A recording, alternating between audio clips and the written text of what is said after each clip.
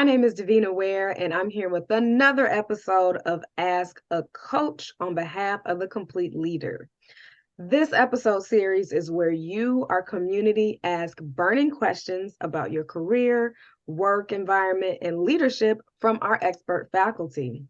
Today we have with us Dr. Baiya, who is a technology and innovation strategist with over 2 decades of experience in information technology, product development, engineering, and intellectual property. He is the co-author of The Innovator's Advantage and the recently released Optimizing Strategy for Results. Evans, thank you for being with us today. Oh, thank you, Davina. Thank you for having me. We look forward to what you have to say to this burning question that we received from our community. So let me go ahead and share that with you as we're looking forward to getting your expert opinion, thoughts, and advice. So we have, how can I get my team to come up with solutions? As a team leader, I feel like I'm usually the one coming up with the solutions to challenges within our group, but I know my team has good ideas. How do I encourage them to regularly offer their solutions and ideas for the problems that we're seeing within our company? Wow, that is a loaded question. First of all, I want to thank the person who asked this question because they recognize one of the principles in innovation or ideation, which is every person has ideas. The way we approach them is different, but every person has ideas.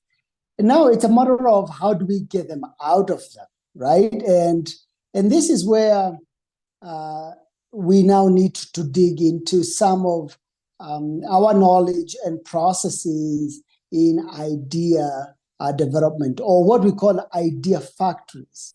The concept of idea factories is every person is a factory of ideas, but like every factory, it has to be conditioned right, mapped right, maintained right, so that you can actually get optimal results. The same thing with employees or colleagues. If you really want them to give their best ideas, or even ideas for that matter, you still have to think of that concept. They have to be structured right, they have to be managed right, and of course the purpose have to be clear. So let me go back and look at this at 3 different lenses.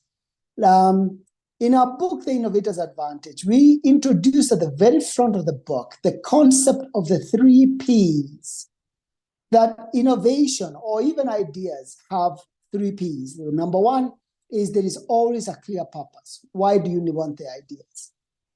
Why do you need them from the person or from the team?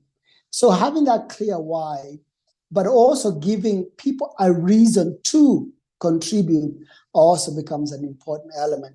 The second P is the process. How do you get the ideas out of the folks and out of the teams that you are leading?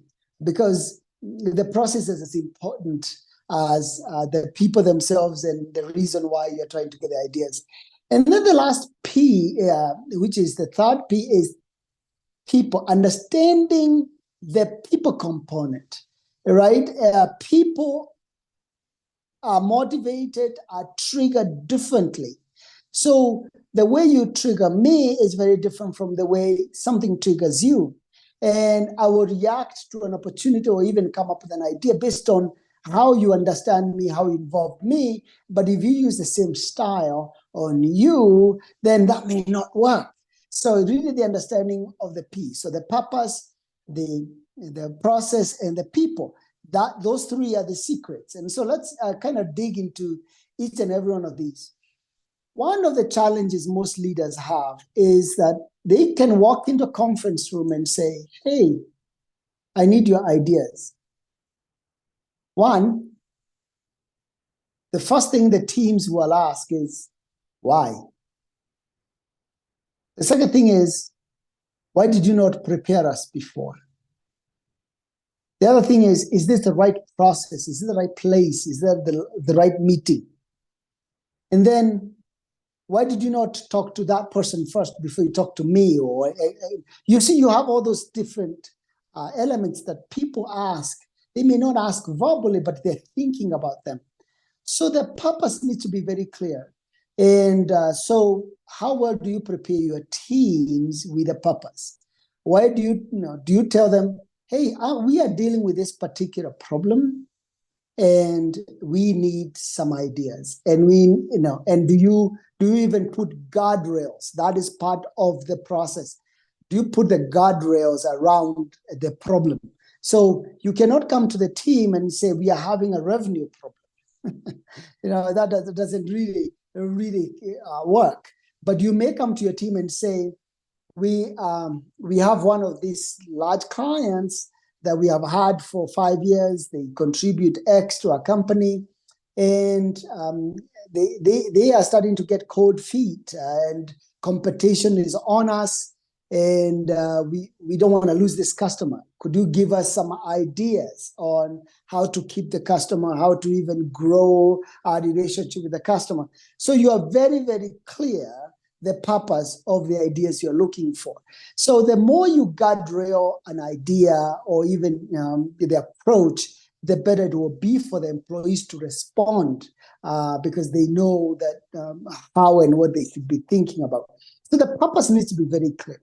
And so from a process standpoint, prepare your teams ahead of time, provide any details and as much details as you can. That is important. The second part in the process is that you actually have to be authentic in wanting to hear the ideas. One of the reasons employees don't like to contribute to ideas from their bosses is because they don't feel it's authentic exercise.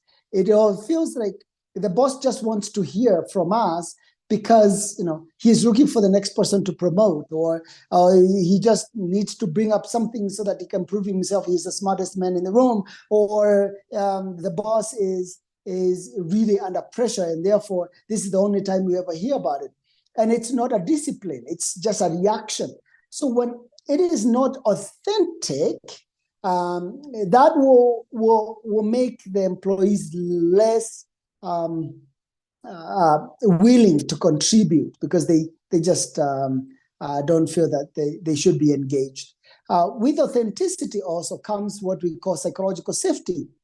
Ideas are the products of individual brains.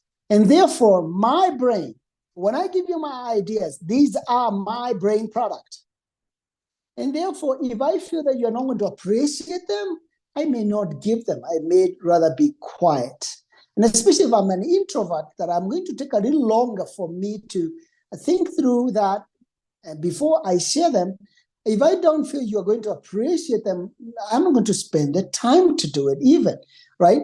Even those who are extroverts, they will just be quiet in the meeting, or they will give the lowest common idea because they know it's not authentic, it's not a safe space, and that is always a challenge. The other part in the terms of the process is lack of documentation. If you just come to the room and ask people for ideas, and then you listen to the ideas and say, thank you, and leave, that also means that people may not take them very seriously. But if you are going to say, we are going to document this, we are going to follow up on this as part of the process, we are going to come back and talk to you more about it and what happened with the ideas, all those elements, that makes people take it more seriously. One last piece on the process side that is really, really important is that when you ask your teams for ideas, do not critique the ideas. Just listen to the ideas. The critiquing side is going to be the next step. So the next step will be when we talk about, hey, so we listen to this idea, we listen to this idea, we listen to these ideas. How do they all come together? Is there some synergy? Can you now ask your employees, explain further what you mean? Because if you're going to grill me every time I give you an idea, I'm not going to give you an idea because I may not have thought through it all the way. And in some cases, my ideas are just ideas that were triggered by what my next colleague just said. So I have not thought through all the whole thing. And you start grilling me for it. I'm telling you, I'm not going to give you my ideas. I'm not going to speak up next time. So make sure when you are asking for ideas, you make it a safe place, you document them. Don't ask the deep questions yet. That will come later. and have a very clear why.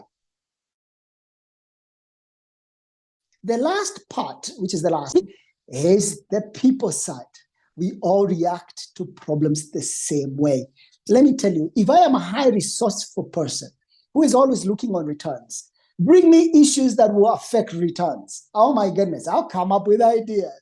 But if you're going to talk about how good we all have to live in harmony, everything has to be harmonious, everything has to be selfless, maybe I'll just sit there and I can't wait for the meeting to be over. Right?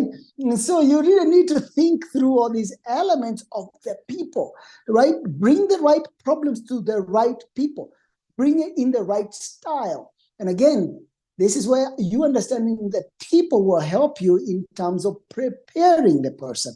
So if you are going to, if you have a team that is more introverted, in most cases, guess what? It's important to prepare them. Give them those questions in advance. Even tell them, in 3 weeks, we are going to have an ideation session on this topic. Please prepare, do your research, and this is the process we are going to follow. So when they come, they are ready to engage. They know exactly what to expect. No surprises. No, for someone who is like myself, who is a high D, I got a lot of ideas. They may not have a lot of depth to them, but I have them. If I trust you, I'll give you my ideas. Don't ask me to verify it yet, but I'll speak up. But if somebody who is more an introvert, it may take a while for them to think through that. And part of it is because it's just a style. So you really need to recognize the style. One is not better than the other. It's just a style. And it's important for you, if you're trying to get ideas out of your team, to make sure you understand the people component. So the 3 Ps become important once it comes to getting the ideas from your team. And if you want to get the best ideas from your team, make that a habit. So don't just come to them once in a while when you have a crisis. Make it a habit. So you may have monthly ideation sessions or whatever it is. And please do not make ideas or ideation part of your operations meeting. Why? Because in operations meetings, you are dealing with a business day-to-day crisis, things like that. And the way you react to that is very different from the way you react in an idea. That is also part of the process, making sure you are having the right format for the right problems and for the right ideas. So I believe if you learn how to ask the right questions to employees with the right purpose, following the right process, and actually considering the different members of the team in the room, that will get them motivated. Okay, underpinning message there, it has to be psychologically safe. It has to be an authentic conversation. People need to feel that what they say, it's being taken seriously. Once you have all those elements in there, I think you'll start seeing better engagement, and you're going to see more ideas. And as you practice it, there'll be better ideas. That sums it up perfectly. There are so many elements that I was able to take with me as a leader myself and in other situations, to where you mentioned there wasn't room to be authentic. So thank you so much for speaking in such a well-rounded term for us to think about all of these things. I'm sure the leader that submitted that question can immediately apply that feedback and see a difference within their team. Well, thank you for being with us today, Evans. This was such a great conversation. And that wraps up this episode of our Ask a Coach series. Check out all of our other great episodes or submit your own question at thecompleteleader.org. And we'll see you next time.